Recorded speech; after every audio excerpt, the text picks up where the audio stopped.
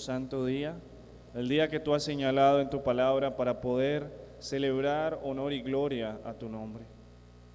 Tú eres merecedor de toda buena dádiva, de todo loor y de toda alabanza. Y nosotros queremos entonar nuestros cánticos, queremos elevar nuestras oraciones, queremos escuchar atentamente tu palabra y aún ofrendar de nuestros bienes con el fin de honrar hoy tu santo nombre como iglesia. Gracias, Señor, porque tú, oh Dios Trino, has sido quien nos ha redimido y nos ha rescatado de las garras del pecado. Y hoy nos lo vas a recordar una vez más con tu palabra. Gracias, Padre, porque también nos das el privilegio de poder ser parte de tu obra en esta tierra.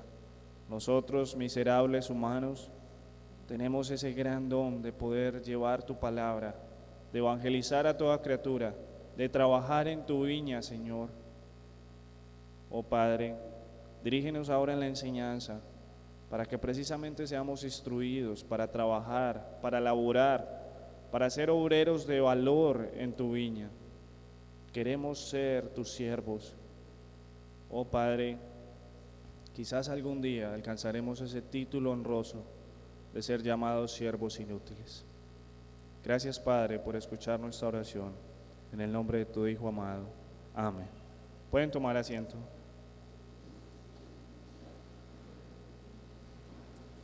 En la clase anterior de la confesión de fe, observamos lo que dice nuestra confesión de fe de Londres de 1689, en el capítulo 26, acerca de la iglesia. La iglesia llamada por el apóstol Pablo como columna y baluarte de la verdad. Y vimos de una manera muy somera en las Escrituras cómo el Señor ha instituido una iglesia universal invisible, pero que esa iglesia universal invisible reside por medio de las iglesias locales, bíblicamente constituidas alrededor de todo el mundo. Vimos acerca de la importancia de ser llamados miembros visibles de esas iglesias locales y por qué razón la iglesia local es fundamental en el plan de evangelismo o en el plan de salvación que el Señor ha dispuesto aquí en la tierra. Id y haced discípulos a todas las naciones. En el día de hoy hemos de ahondar un poco más acerca de la iglesia local, acerca de cómo el Señor gobierna su santa iglesia. Les pido que vayamos por favor al Evangelio de Juan, capítulo 21.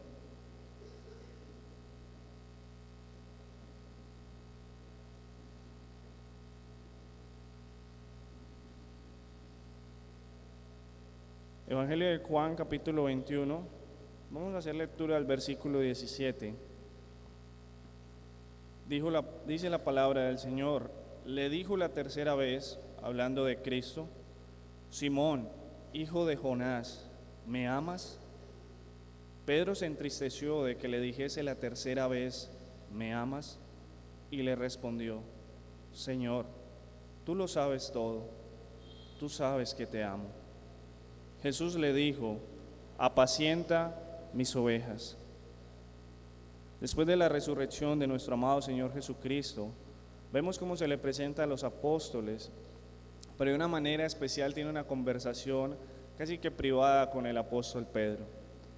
En aquella conversación el Señor le pregunta por 3 veces si hay amor de parte de este discípulo hacia él.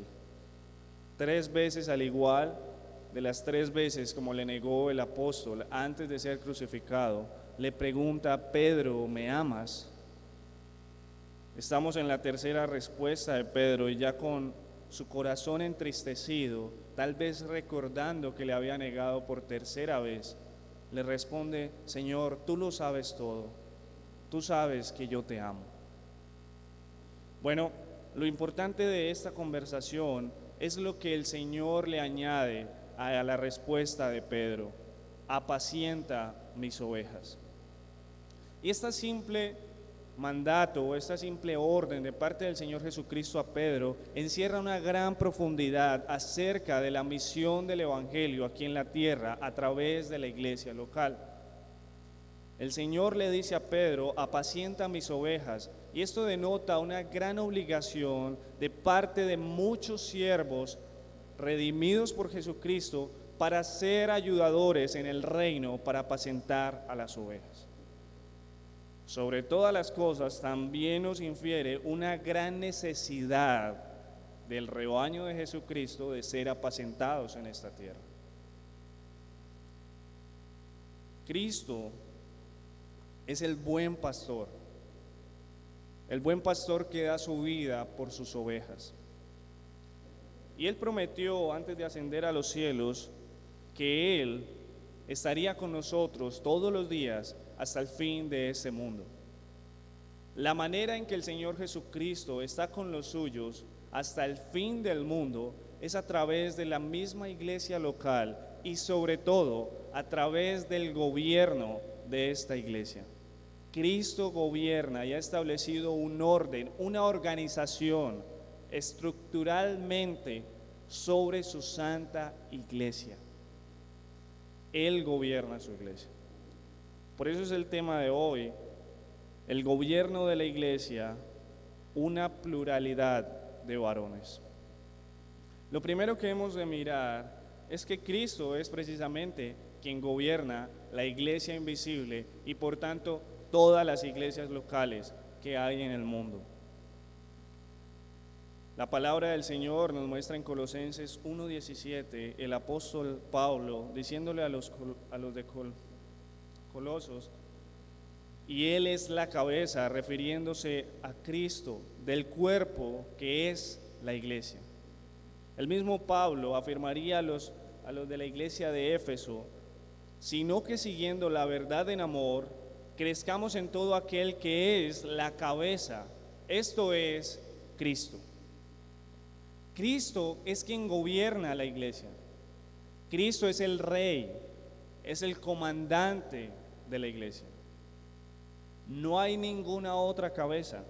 Sobre este cuerpo que es llamada iglesia, constituido por muchos miembros, Cristo es la cabeza, es el principal. Él es el soberano de su iglesia. No hay ningún hombre, no hay ninguna institución humana, ni siquiera hay otro tipo de hueste celestial que pueda ser llamada como cabeza de la iglesia. Quien gobierna la iglesia es el Señor Jesucristo. Pero obviamente cuando vemos las Escrituras, observamos que nuestro Señor Jesucristo, aun siendo Dios eterno, omnipresente, ascendió a los cielos en su cuerpo glorioso. Y se pregunta nuestra mente, ¿de qué manera sigue gobernando Cristo en nuestra iglesia? Bueno, el Señor Jesucristo gobierna su iglesia a través o por medio de su Santo Espíritu. Quiero que vayamos al libro de Juan nuevamente, en el versículo 16, en el capítulo 16, versículo 7, y dice el Señor Jesucristo a sus discípulos, pero yo os digo la verdad, os conviene que yo me vaya, porque si no me fuera, el Consolador no vendría a vosotros, mas si me fuere, os lo enviaré. Y la razón por la cual es necesario que Él lo enviara es lo que dice en Lucas 14:26. En Lucas 14:26 el Señor, hablando nuevamente a sus discípulos, afirma lo siguiente: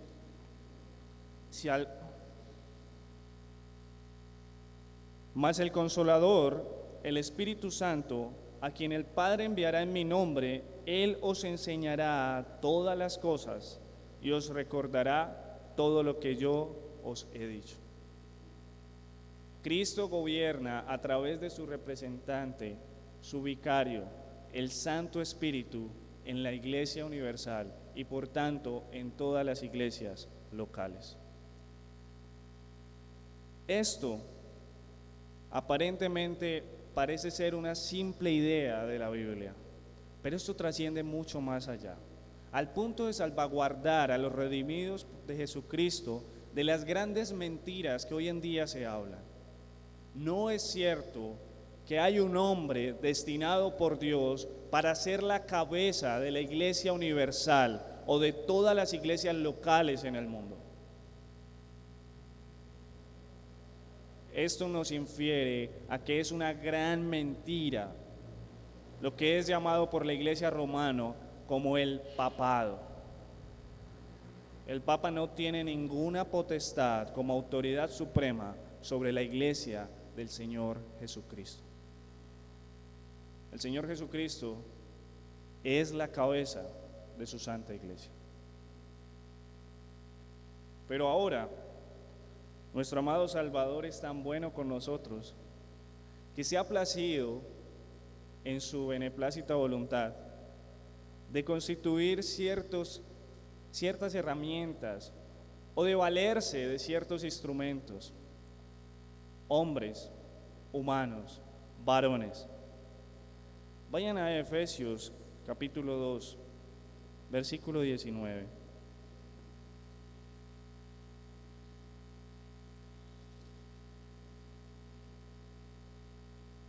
Dice el apóstol Pablo a los discípulos de Éfeso: así que ya no sois extranjeros ni advenedizos, sino conciudadanos de los santos y miembros de la familia de Dios, edificados sobre el fundamento de los apóstoles y profetas, siendo la principal piedra del ángulo Jesucristo mismo.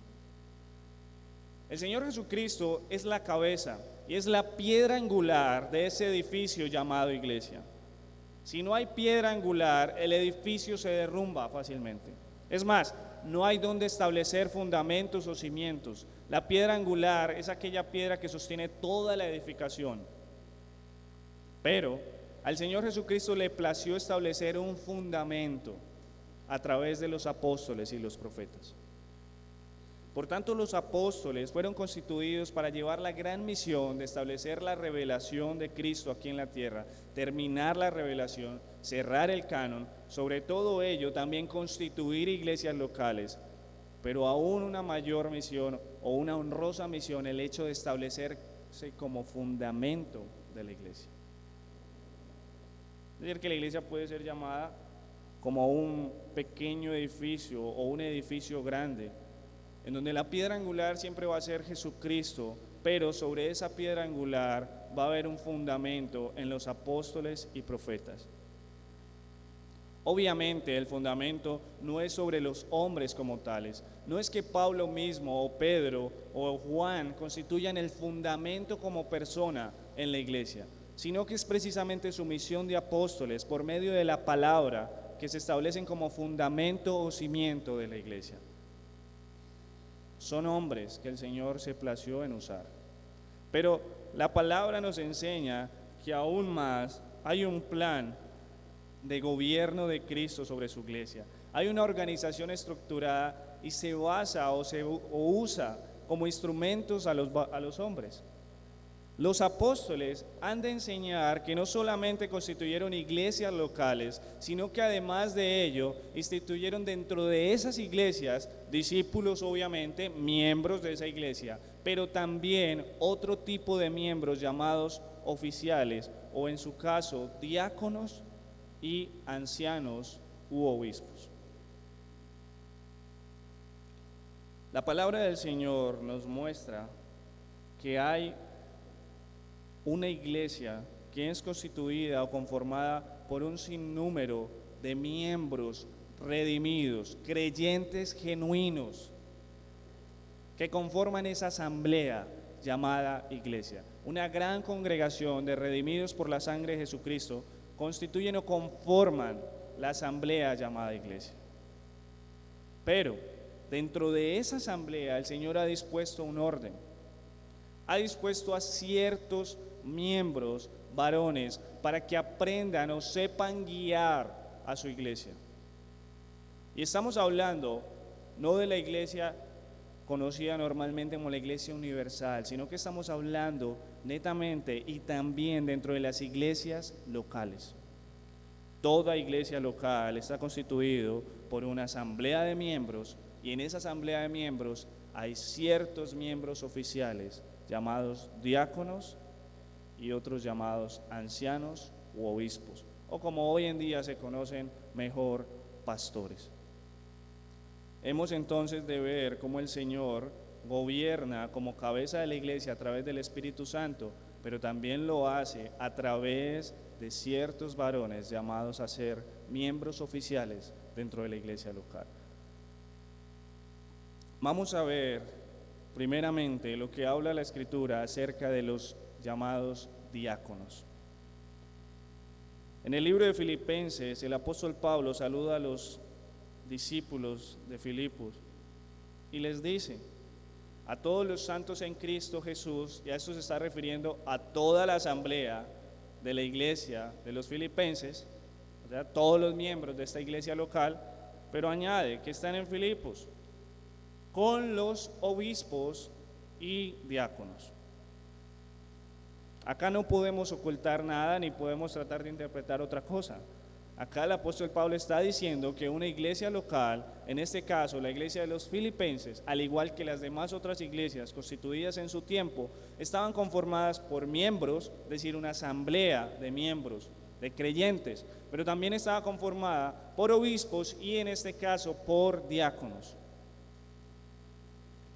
En el capítulo 6 del libro de los Hechos, el apóstol Lucas nos enseña acerca de la primera revelación sobre los diáconos.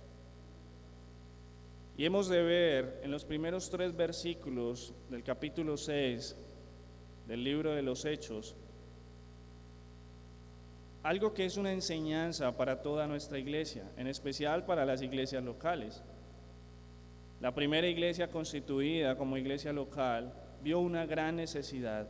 Dice la palabra que en aquellos días, como creciera el número de los discípulos, hubo murmuración de los griegos contra hebreos, de que las viudas de aquellos eran desatendidas en la distribución diaria. Recuerden que en la iglesia, o en la primera iglesia local, todos compartían las cosas en común.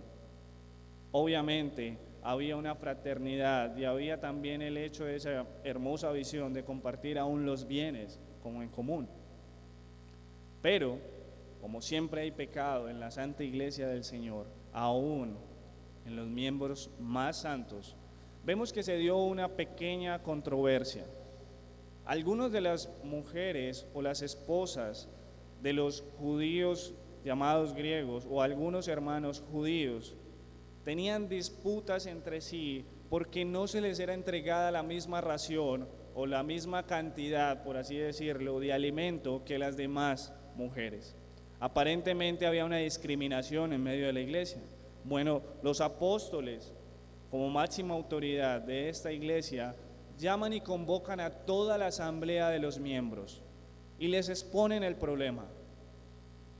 Hay división, hay dificultad entre los miembros, sencillamente porque parece ser que hay una mala distribución de los bienes. ¿Cuál es la solución ante esta problemática?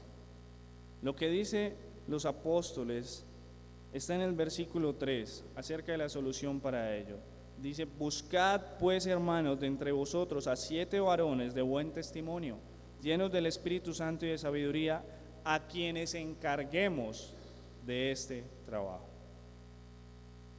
De esta manera, de entre la asamblea, es decir, de los miembros que estaban reunidos en esta iglesia, escogieron a varones llenos del Espíritu Santo, con sabiduría, para que hiciesen esa tarea, para que pudiesen ayudar a saber distribuir correctamente y adecuadamente los bienes y así solucionar la problemática que había en la iglesia. Allí vemos la constitución de los primeros diáconos, los primeros 7 diáconos de una iglesia local. Y noten muy bien la importancia de esta labor. En el versículo 7 dice: y crecía la palabra del Señor y el número de los discípulos se multiplicaba grandemente en Jerusalén. También muchos de los sacerdotes obedecían la fe. Muchos han interpretado el hecho de servir las mesas como una simple labor de los diáconos en manejar los recursos o ser administradores de la iglesia en cuestión del patrimonio o los bienes que la iglesia tiene. Pero esto no es solamente la tarea de los diáconos, es solamente una pequeña pestaña en medio de todo lo que deben de hacer los diáconos. Los diáconos están llamados en su labor principal a saber administrar en todas las cosas civiles dentro de la iglesia. Con sabiduría, saber tomar solución ante diferentes problemas entre los hermanos, cuando tengan que ver en asuntos secundarios, por llamarlo así. No obstante, los diáconos tienen una labor tan importante dentro de la iglesia, que si hay unos buenos diáconos, el Señor prosperará esta iglesia para que sean añadidos muchos más discípulos. Y eso lo notamos en la misma iglesia local en su principio. Después de que fueron elegidos los diáconos, los primeros diáconos, dice la palabra que crecía la palabra del Señor en medio de toda Jerusalén. Y fueron constituidos muchos discípulos. Es decir, que no es una labor cualquiera. No es algo tan simple como lo sugieres o como los servidores de una iglesia. No. Ellos no solamente son ujieres, ellos no solamente son servidores. Ellos deben de tener sabiduría de Dios para saber administrar en ciertas dificultades de la iglesia. Deben ser ese apoyo para los que dirigen la iglesia y están encargados de enseñar, de tener la labor principal de predicar y dedicarse a la oración dentro de la iglesia. Por eso la misma Biblia nos enseña que no cualquiera puede ser diácono. En 1 de Timoteo 3, capítulo 8,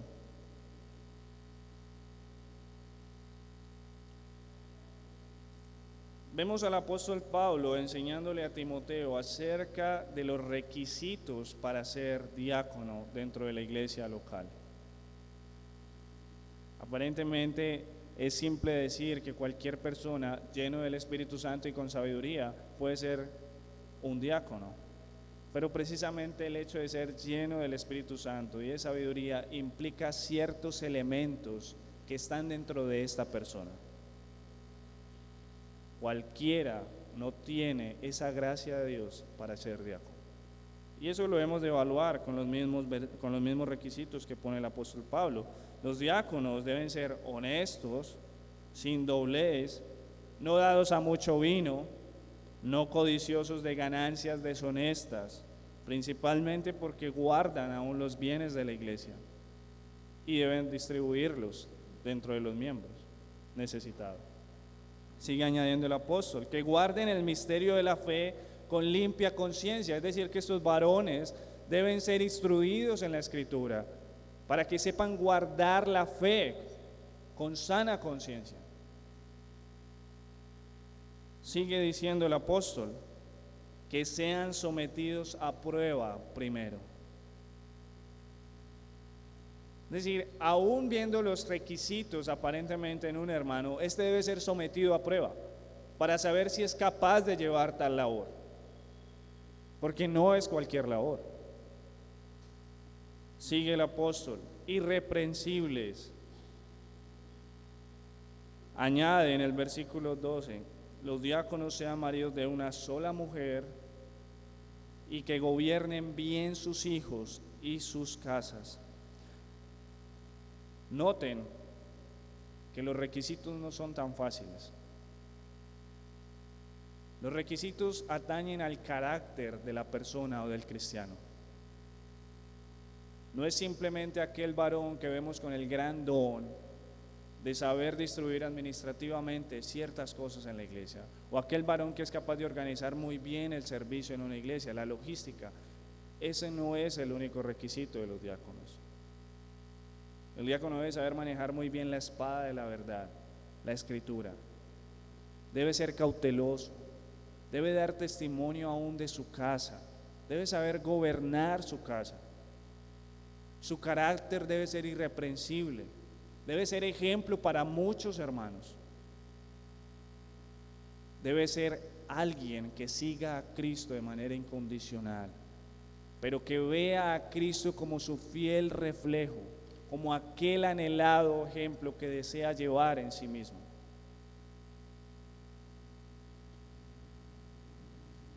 Aquellos que el Señor ponga por diáconos y ejerzan bien su labor, añade el apóstol Pablo, tendrán un título honroso, un grado honroso dentro de la iglesia. y sobre todo adquirirán mucha confianza en la fe en Cristo Jesús. Es una gran recompensa para los diáconos, previa a una gran labor, conforme a lo que las Escrituras enseñan.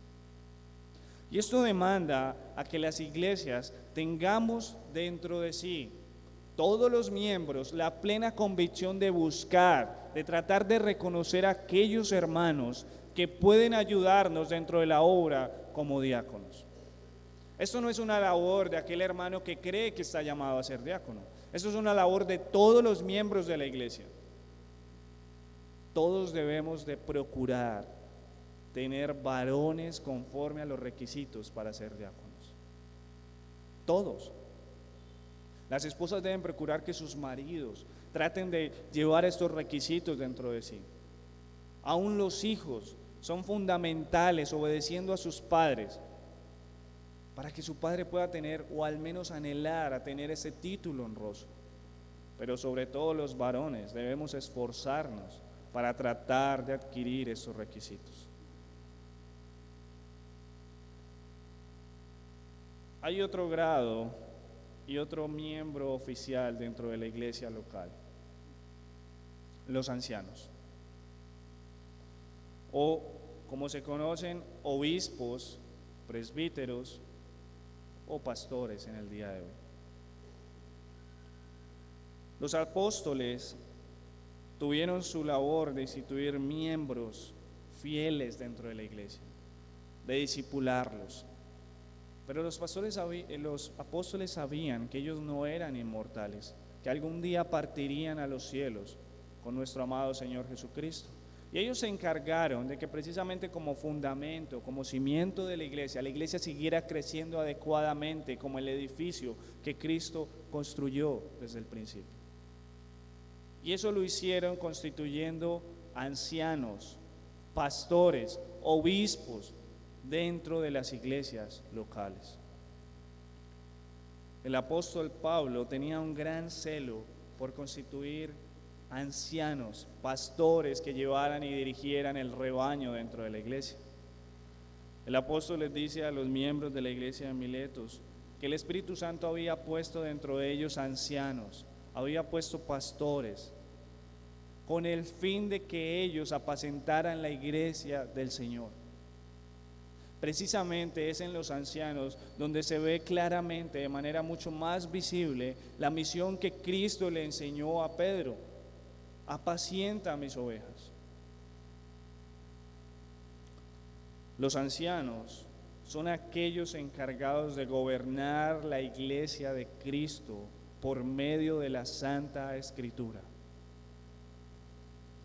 Son estos varones llamados a ser de un carácter apacible, afable, pero sobre todas las cosas un corazón de siervos entregados a la obra. Y obviamente si tal cosa le es dada a ciertos hombres, pues tienen que tener unos buenos requisitos.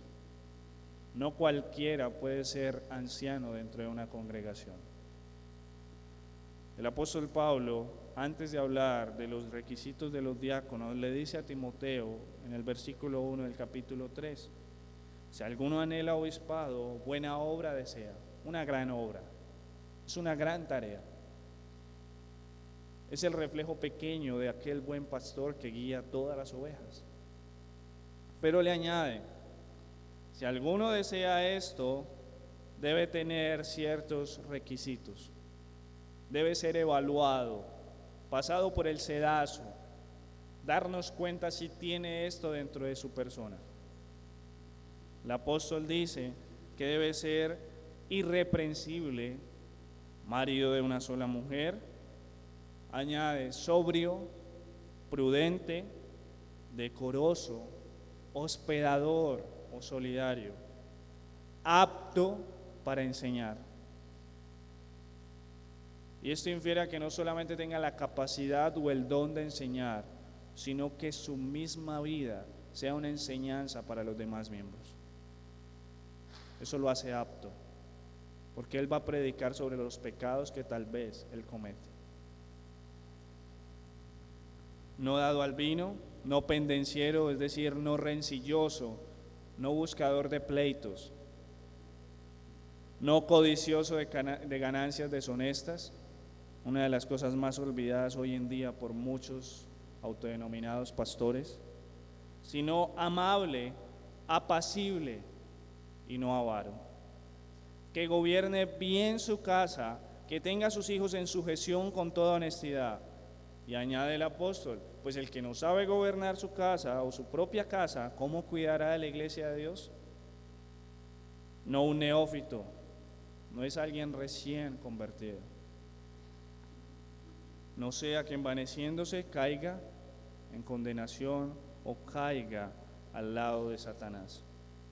También es necesario que esta persona tenga buen testimonio de los de afuera, es decir, que aún los de afuera lo reconozcan como una persona honorable y que no caiga así en descrédito o en el lazo de Satanás. En Tito el apóstol añade que no sea soberbio, que no sea iracundo, que sea amante de lo bueno, de lo justo, de lo santo, que sea dueño de sí mismo, es decir, que tenga dominio propio. Aún para alimentarse debe tener el dominio propio. Y que sepa exhortar a través de la palabra fiel, que sepa enseñar la Escritura. No hay ningún otro cargo en el mundo que tenga tan alta honra y honor como el de ser pastor. Por algo en la antigüedad, algún pastor, siendo llamado a ser parte de la nobleza o del gobierno de una realeza, le respondió a su gobernador o a su gobernadora: jamás. Nadie ha de dejar de ser un pastor. Es un título honroso. Es lo mejor que puede anhelar cualquier hombre. Es más, debería ser el deseo de todos los hombres. Dentro de la iglesia, aún dentro de su propia casa, usted debe anhelar cumplir con estos requisitos, porque mínimamente usted es pastor de su hogar. Usted está llamado a pastorear a sus ovejas, pero dentro de la iglesia el Señor ha instituido unos hombres y les ha dotado de cierta gracia para cumplir con estos requisitos. No son por ellos mismos que tienen la capacidad de cumplir con ellos, aunque esto infiere que deben esforzarse y deben trabajar en su propio corazón para poder tener estos requisitos. Pero es la gracia del Espíritu Santo, es Cristo gobernando en la iglesia a través de su representante, que da esa gracia, ese ungüento especial sobre estas personas, sobre estos hombres.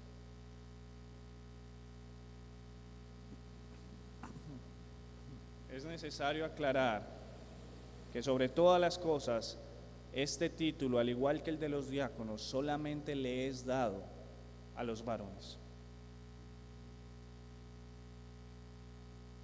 Solamente los varones, los hombres de la iglesia, están llamados a ser diáconos, a ser pastores u obispos. Obviamente, por cuestiones del tiempo, no podré hacer una defensa retórica de lo que tal vez algunos de ustedes están pensando sobre el machismo que aparentemente muchos de nosotros como iglesias reformadas predicamos.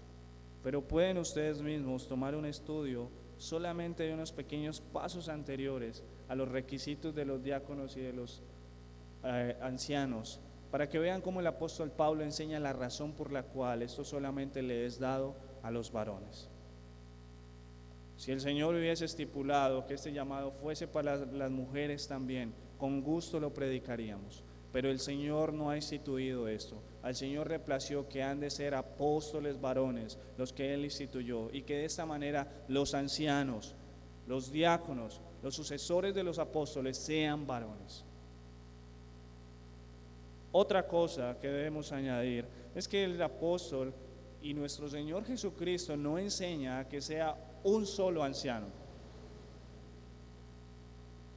Si notan en todas las referencias bíblicas que se habla acerca del gobierno de la iglesia a través de los ancianos o pastores o los obispos, siempre se habla en términos plurales. no se habla de uno solo. El apóstol Pablo constituyó ancianos en cada iglesia. Los misioneros apóstoles, cuando fueron a instituir iglesias, a evangelizar, constituyeron ancianos, diáconos, no un solo anciano, no un solo diácono. De esta manera el Señor nos muestra que Él gobierna su iglesia a través de una pluralidad de varones. Obviamente hay muchas razones que nosotros, especialmente por nuestro pecado, sabemos que al Señor le ha placido que sean varios los ancianos dentro de una iglesia. Mínimamente dentro de una iglesia local deben haber 2 ancianos. Es decir, que esto excluye a lo que se conoce hoy en día como el monoobispado o un solo anciano. Están excluidos. Este tipo de gobierno no existe dentro de la iglesia. No es el que el Señor Jesucristo instituyó como orden dentro de su iglesia. Debe haber una pluralidad de ancianos, de varones. Estos ancianos les ha sido dada la gran tarea de entregarse por completo a su iglesia, así como Cristo se entregó por su amada iglesia. Ellos deben dar su vida casi que enteramente al servicio de los miembros de la iglesia. Y por ello, los miembros de la iglesia deben ser consecuentes con esta labor y deben de tratar por todas sus fuerzas de sostener económicamente, y no solamente económicamente, sino anímicamente, apoyar espiritualmente a los que han sido llamados para ser ancianos. Lo ideal es que dentro de lo que fuera posible, los que han sido llamados ancianos abandonen todo negocio secular y se dediquen solamente, como lo afirmaron los apóstoles al elegir los diáconos, a enseñar y a la oración, al ministerio de la palabra. A eso han sido llamados los ancianos. No obstante, la Biblia parece enseñarnos en 1 Timoteo 5:17 de que posiblemente o posiblemente no, hay otro tipo de ancianos dentro de las iglesias locales que tal vez no tienen como principal labor el hecho de manejar o administrar, ser ministros de la palabra, sino que también tienen otro tipo de gobierno dentro de la iglesia, es decir, ayudan en otras labores dentro de la iglesia como ancianos. No obstante, tampoco la Biblia nos señala que estos tengan menor grado de autoridad dentro de la iglesia, sino que todos los que han sido llamados a ser ancianos dentro de una congregación tienen la misma autoridad y la misma labor de pastorear y apacentar a cada uno de los miembros de esa iglesia local. Si ustedes notan, mis hermanos y amigos, el hecho de ser anciano no es una tarea tan fácil de llevar. Cuando alguien se constituye en anciano, es declarado obviamente objetivo de Satanás. Es la persona más buscada por los enemigos de la fe. Esa persona debe ser apoyada totalmente por la iglesia, debe ser acompañada. La iglesia debe esforzarse por ellos, porque ellos son capaces de entregar sus propias vidas al servicio de su santa iglesia. Ellos tienen la ardua labor de ser ejemplo como Cristo lo es para nosotros. Deben luchar cada día contra sus propios pecados, contra las tentaciones de este mundo y aún contra el orgullo que tal vez reposa dentro de su corazón. La labor de las iglesias locales es precisamente buscar que el Señor levante varones dentro de sí, llamados a ser ancianos. Y si ustedes notan, no es solamente el requisito de saber enseñar, no es el carisma, no es el don que tiene para saber hablar en público, no es tal vez el mejor teólogo que hay en la iglesia, el ser llamado al oficio de anciano, no. Si ustedes notan, esto es solo uno de los requisitos. Los demás requisitos son esenciales para ser llamados ancianos, pero atañen al corazón, al carácter de este varón. Y esto no es la responsabilidad de este hombre que tal vez anhela el obispado únicamente. Esto es una responsabilidad de cada miembro de la iglesia. Y he aquí la importancia de ser parte de una congregación local. Aquel creyente que desea rehusarse a ser miembro de una iglesia local bíblicamente constituida está pecando contra Dios, porque no quiere dejarse pastorear de la manera en que el Señor Jesucristo lo ha instituido. Usted está pecando contra Dios porque no desea ser parte de su gobierno. Por más excusas que usted tenga y crea que haya malos ancianos, como el apóstol Pablo lo advirtió desde hace muchos siglos atrás, que vendrían lobos rapaces, vestidos de ovejas, falsos maestros, eso no hay excusa para usted, como lo decíamos en la clase anterior. El Señor Jesucristo siempre se ha de valer de buenos varones, de ancianos, de hombres que deseen llevar a su iglesia, apacentar la grey del Señor,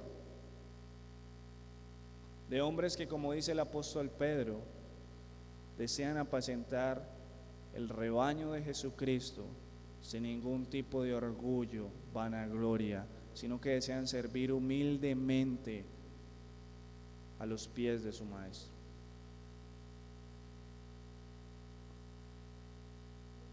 Como último, he de hacer algunas indicaciones prácticas sobre los diáconos o miembros oficiales y los ancianos. Primero, es tarea de los varones, de todos los varones de la iglesia, el buscar cumplir con los requisitos para ser diáconos y para ser pastores. Aunque usted tal vez no tenga el anhelo de constituirse como un miembro oficial o alguien que gobierne dentro de la iglesia, aún así usted está llamado a cumplir los requisitos que se le exigen a estos hombres. Usted debe ser un miembro oficial dentro de su casa. Usted como varón debe hacerlo. La renuencia o la omisión de ser parte de una iglesia o una asamblea local es un pecado gravísimo, porque es la rebeldía manifestada a someterse al gobierno instituido por Jesucristo dentro de esta tierra.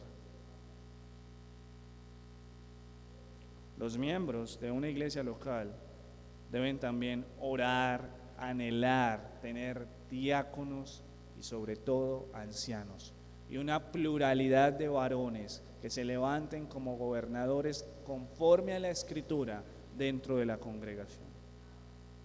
La iglesia debe orar por ello, debe anhelarlo, pero no solamente debe quedar eso como un sentimiento de su corazón, esto debe ser manifestado en hechos.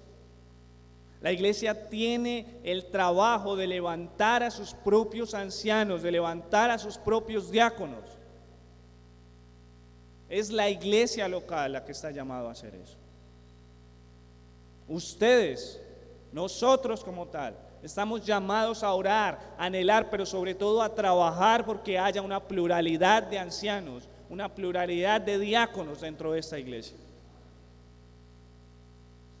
Tristemente, hoy en día vemos una frialdad en muchos miembros y tal vez, o tal vez no, en esta iglesia también.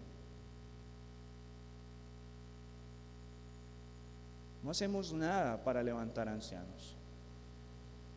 Somos como el pecador que dice: Señor, voy a dejar de tomar, voy a dejar de fumar, pero tu corazón sigue envanecido en el pecado. Hablamos, pero no practicamos. Cantamos himnos, quiero trabajar para el Señor, quiero servir al Señor, pero lo único que hacemos es venir al culto dominical, si acaso venir al culto de oración los miércoles, y no trabajamos porque el Señor levante varones en esta iglesia. No, somos ovejas perezosas, queremos solamente que nos apacienten. Queremos solamente que nos den prados verdes. No queremos convertirnos de ser ovejas a pastores. Obviamente, eso también es una exhortación para los ancianos. Si los miembros han de tener la tarea de buscar ancianos, sí que más los ancianos. Si los miembros hemos de tener la tarea de buscar diáconos, sí que más los mismos diáconos. Y esto es una pregunta para nuestros amados ancianos. El pastor Sergio, yo sé que la transmitirá a nuestro amado pastor Julio y a nuestros diáconos. ¿Qué tanto trabajan ustedes por formar a otros diáconos? ¿Qué tanto trabajan ustedes por formar ancianos? Ustedes saben que no solo la enseñanza teológica forma ancianos y diáconos. Ustedes saben que no solamente la predicación de la palabra en el púlpito forma ancianos y diáconos. Hoy en día muchos quieren ser como Moisés, pero hay pocos Josué dentro de la iglesia. Hoy en día muchos quieren ser como Pablo, pero hay pocos Timoteos formados por esos Pablos. Los diáconos están llamados a levantar más diáconos. Y los ancianos están llamados a levantar nuevos ancianos. Un acompañamiento personal a aquellos hermanos que ellos han reconocido con un don especial para ello. Protegerlos, adecuadamente llevarlos a su lado, a tal punto que aún conocen sus enfermedades, como lo hizo Pablo con Timoteo. Un acompañamiento permanente. Y la iglesia le pide a sus diáconos y la iglesia le pide a sus ancianos: ayúdennos para algún día ser ancianos o ser diáconos, si a la gracia de Dios lo ha tenido así. Y Dios nos guarde de manejar esto con ligereza, de encontrar ciertos varones con carismas y, como muchas iglesias hoy en día, levantarlos inmediatamente como pastores o como ancianos y como diáconos. Dios nos guarde de imponer con ligereza manos sobre hombres que no están llamados a cumplir estos requisitos. Ay de nosotros, iglesia, si no tenemos cuidado de cómo Cristo gobierna su iglesia. El que tenga oídos para oír, que oiga. Oremos. Padre, Dios soberano y glorioso Rey, damos gracias porque tú gobiernas. Tú, mi Señor Jesucristo, gobiernas sobre toda tu iglesia. Toda la Trinidad gobierna a través del gran representante, el gran vicario, el Santo Espíritu, sobre tu iglesia. Gracias por haberte placido usar hombres, varones, dentro de las iglesias para gobernar tu grey, para apacentar tu grey. Oh Señor, no dejamos de rogar porque levantes varones que respondan a la pregunta de nuestro amado Señor Jesucristo: Señor, tú sabes que yo te amo. Y a los cuales escuchen esa orden de Dios y deseen llevarla a la práctica. Apacienta mis ovejas. Te lo pedimos, oh Padre, en el nombre de Jesús. Amén.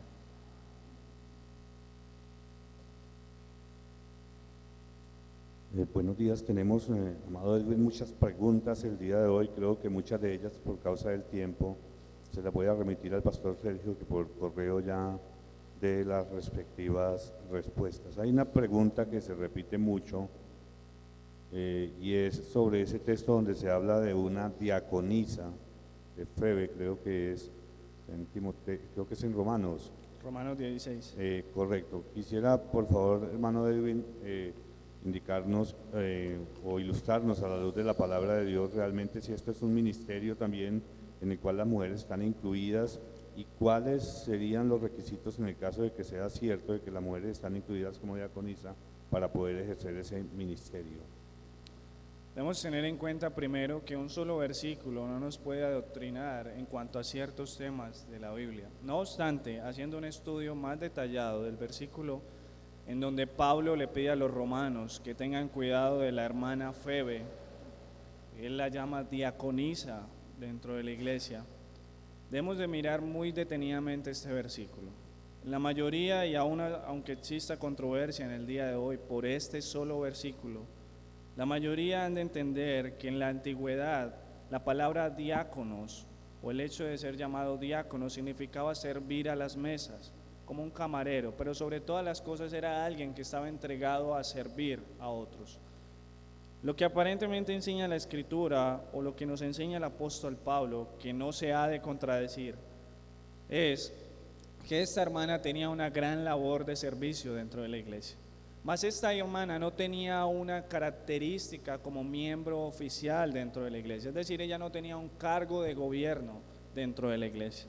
Claramente usted lo puede corroborar al estudiar los requisitos que acabamos de ver detenidamente de los ancianos y de los diáconos. El solo hecho de entender que deben de ser varones de una sola mujer nos ha de hablar de muchas cosas, pero sobre todo en el capítulo 2 de Primera de Timoteo nos relata el apóstol Pablo por qué es la razón de la cual la mujer no ha sido destinada para ocupar un cargo de gobierno dentro de la iglesia local. Esto no es discriminación, esto no es falta de capacidad intelectual en las mujeres. Hoy en día hay muchas hermanas y siempre han existido muchas hermanas como Febe, dotadas por el Señor, instruidas en la palabra, pero a ellas no les ha sido el encargo de ser llamadas diáconos o ser llamadas pastores. ¿Cuál debe ser la actitud de un creyente maduro cuando no está de acuerdo con alguna posición teológica de los ancianos, pero no en las doctrinas fundamentales o primarias, sino en lo que se refiere a las doctrinas de segundo nivel, por llamarlas? Primero hemos de mirar si este hermano que hace la pregunta es un miembro o no es un miembro dentro de la congregación. Y aquí la importancia de ser miembro de una iglesia local. Si tú eres miembro dentro de una iglesia local, eres pastoreado por este anciano o este obispo. Si tu pastor o tu obispo tiene algún error que tú consideras conforme a las Escrituras, lo que debes de hacer es el mismo llamado que hace el Señor Jesucristo. Llámalo en amor, toma las Escrituras y exhórtale apaciblemente. Ellos son hombres sujetos a errores. Ellos también se equivocan. Al igual que David, pueden llegar a cometer pecados gravísimos. Debemos de tener mucho cuidado de saber exhortar a nuestros pastores y ancianos. Ahora, esto no implica, como muchos hoy en día predican, que a los ancianos son intocables. No toquéis o no dañéis al ungido de Jehová. Invocan el texto de Saúl con David, y esto la Biblia no lo enseña. La Biblia lo que enseña es que efectivamente ellos son varones siervos de la iglesia, que están sujetos también a pasiones humanas y que debemos de cuidar. Y entre esas cosas es el hecho de ver si hay errores doctrinales, especialmente en las doctrinas básicas. En nuestros pastores tenemos el llamado de exhortarles en amor. Ojo, en amor, con respeto y mansedumbre.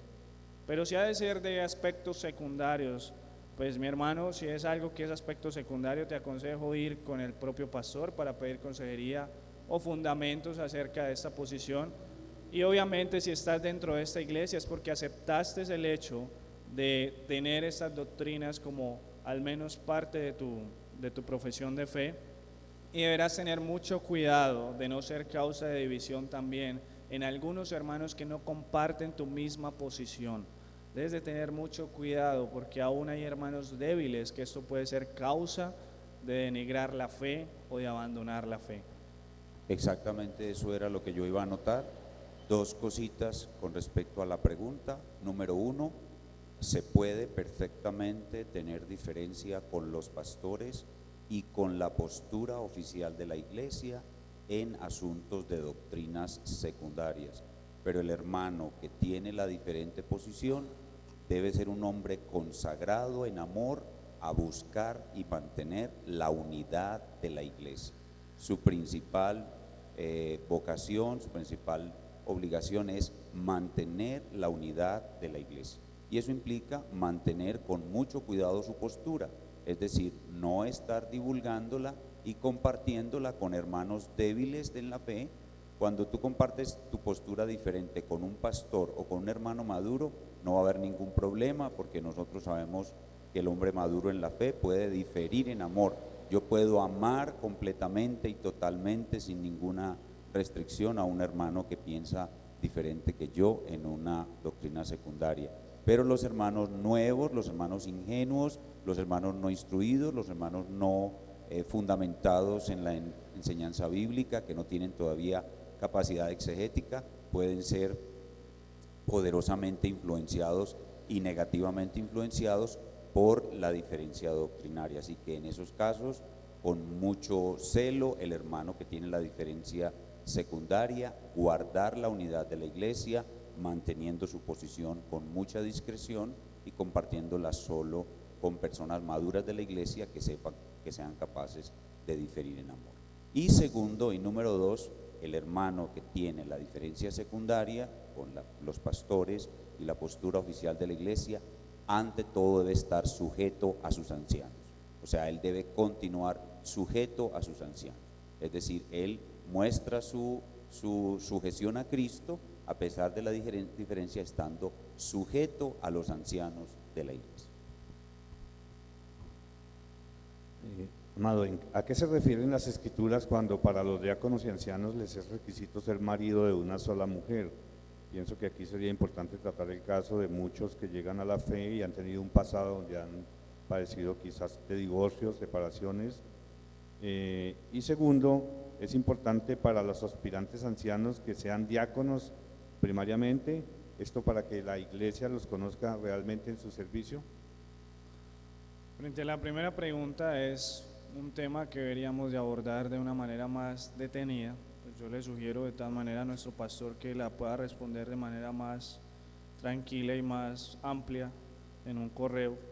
Pero frente a esto, la palabra cuando dice acerca de ser marido de una sola mujer, aunque hoy en día algunos eruditos afirman bajo ese texto que esto es para que los pastores deben de ser casados, lo cual no necesariamente es lo que enseña la Escritura. Pueden haber ancianos solteros, como es el caso de nuestro pastor Sergio. Lo que dice la Escritura es que si ha de ser casado, que sea marido de una sola mujer. Ahora, al hecho de entender de si es divorciado con anterioridad o no, voy a dar la posición, que creo que es la misma que tenemos con los ancianos, frente a esto. Si este hermano en su vida pasada, antes de llegar a Cristo, cometió errores, sea con causal o no, se haya divorciado. En el caso de haberse divorciado, pues este hermano en su regeneración puede ser llamado a ser un diácono o ser un anciano dentro de la iglesia. No obstante, si es un hermano que siendo creyente sufrió un divorcio, aún considero que con causal o sin causal, lo más prudente es que este hermano no opte por ser anciano dentro de la congregación. Eso sería lo más prudente. De esta manera reflejaríamos lo más cercano posible el hecho de ser marido de una sola mujer. Pero vuelvo y repito, creo que el pastor podría ampliarla detenidamente en un correo. Referente al segundo punto, sobre si un anciano debe ser diácono anteriormente, estudiando acerca de este tema, pues la Biblia no aparece enseñar acerca de que es un requisito esencial ser primero diácono que anciano. Pero yo estoy de acuerdo con Calvino y creo que los mismos ancianos de esta iglesia acerca de que si hay tanta cercanía entre los requisitos para ser un diácono, como lo hemos notado, y el hecho de ser anciano, y que el anciano debe saber gobernar la iglesia, creo que es pertinente o es adecuado que los diáconos aspiren a ser ancianos, o mejor dicho, que el que aspira a ser anciano posiblemente sea aprobado por la iglesia a través del diaconado. Sería lo más prudente, porque sería como el escalafón, aunque no existe, vuelvo y repito, ese tipo de escalafón discriminado en la Escritura. Creo que por la analogía entre los requisitos que relata la Escritura sobre los diáconos y sobre los ancianos, lo más consecuente, y con el hecho de tener buenos ancianos ya aprobados, es que pasen primero por ser diáconos. Esto nos salvaguardaría de pronto de tener un falso anciano o un anciano, o un hombre que no ha sido llamado a ser anciano. Podemos evaluarlo, podemos mirar cómo se comporta dentro del gobierno de la iglesia siendo un diácono. Si no está llamado a vanagloriarse o a dejar de ser humilde, si verdaderamente tiene un corazón de siervo, como el Señor lo determina. Bueno, aunque la Biblia realmente no habla con exactitud de cuántos miembros deben estar al cuidado de un pastor, haciendo un análisis de la situación y el trabajo que conlleva el pastorado y el cuidado que debe tener de las ovejas, ¿cuál sería el número de pastores de acuerdo al número de miembros? Estaba como enredada la pregunta, creo, ¿no? Entiendo en manera general de que lo que quiere decir nuestro hermano o hermana o amigo es cuántas ovejas deben ser pastoreadas por un solo anciano. Bueno, debo recordar que estamos hablando de una pluralidad de ancianos. Ustedes deben de empezar a manejar su lenguaje, no como un anciano o un monoavispado, como muchos lo llaman, sino que debe ser entendido como un conjunto o una asamblea de ancianos. Ahora, la Biblia no nos enseña cuántas personas pueden ser pastoreadas por 2 ancianos, por 3 ancianos, por 4 ancianos. Recuerden que la Escritura no enseña que la iglesia es una empresa o es una organización gubernamental que requiere de cifras exponenciales para saber gobernar. Recuerden que Cristo gobierna toda la iglesia. Ahora, algunas congregaciones locales tienen como política el hecho de que cuando la iglesia crece, no sé, a un determinado número de 200 miembros, pues ellos constituyen otra iglesia local y desplazan a los miembros. Particularmente, yo no estoy de acuerdo con eso, particularmente, lo digo. ¿Por qué razón? Porque la Biblia no nos enseña acerca de un número específico de ovejas para ser pastoreadas por unos ancianos. Además, la iglesia tampoco está determinada a tener solo 2 ancianos, o a tener solo 3, o a tener 4. Puede tener 100 ancianos si desea. La iglesia de Jerusalén tenía 12 ancianos, los 12 apóstoles. Y en la iglesia de Jerusalén, conforme a la historia, era una iglesia muy amplia. Es más, en el primer sermón de Pedro se convirtieron más de 3,000 personas.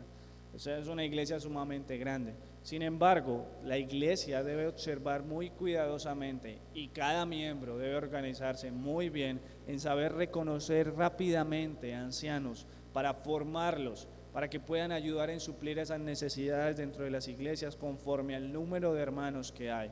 Y sobre todo, eso depende de muchas otras cosas. Factor económico, que la iglesia pueda sostener adecuadamente a este anciano, que pueda ayudarle. También esto implica que si la iglesia tiene la necesidad de tener tantos ancianos como desea, y sobre todas las cosas de si hay tantos varones a ser llamados ancianos. Pero creo que esto es algo que el Señor hace de una manera sabia. Él va añadiendo los que han de ser salvos a sus iglesias, y también yo sé que Él va levantando ancianos conforme a la necesidad de su iglesia. Bueno, por causa del tiempo vamos a terminar aquí el tiempo de preguntas y respuestas. Yo voy a pasar las preguntas al pastor Sergio para que él responda por correo como lo considera adecuado, y damos por terminado este espacio. Gracias. Bueno, hermano. Vamos entonces al tiempo de refrigerio, y las personas que vayan a asistir a la conferencia de parejas